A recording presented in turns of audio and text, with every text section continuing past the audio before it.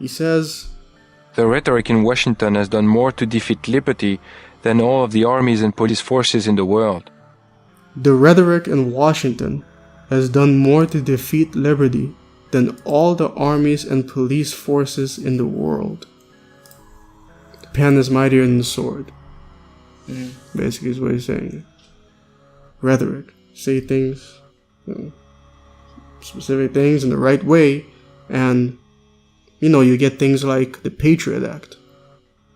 Something happens, like, for example, maybe the Statue of Liberty bombing, and, or, to go hot button again, 9/11, and the government can use that to convince people to, basically sign away certain freedoms.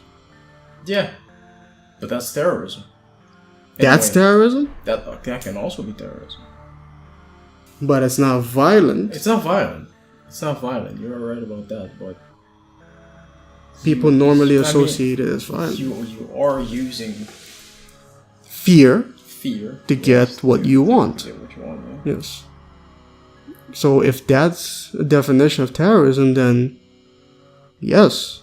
If the establishment wants to use fear in order to get a policy that basically gives them more power, you can certainly define that as terrorism.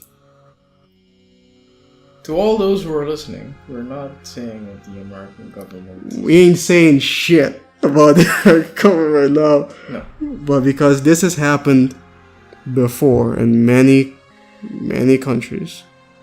It happens all the time. Yeah. But I mean, they don't even have to do anything. They can just... we're going around in circles now because I was about to bring up the weapons of mass destruction. Yeah. There were no weapons of mass destruction. No. But you can use that quote-unquote information to get people to do what you want, vote the way that you want. Yeah.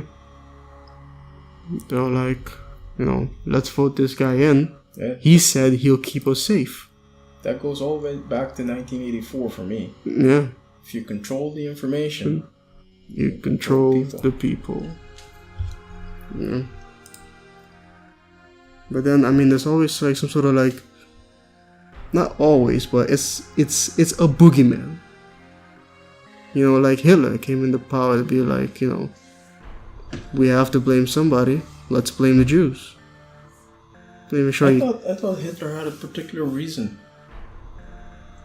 to hate the Jews. No, I think he really did hate Jews, but it was also pretty convenient that, he can just convince a mass of people of something by just blaming it all on somebody else. Yeah, but that's what It could have been anything. He blamed Jews, but he could have easily blamed teachers or musicians or anything. It didn't matter. People just needed something that they can blame. Yeah, people like that. Yeah, it's not our fault. No, it's their fault. Right, whoever they are. Mexicans, Jews, car salesmen, whatever. Car salesman. Yeah, car salesman who sold me that lemon.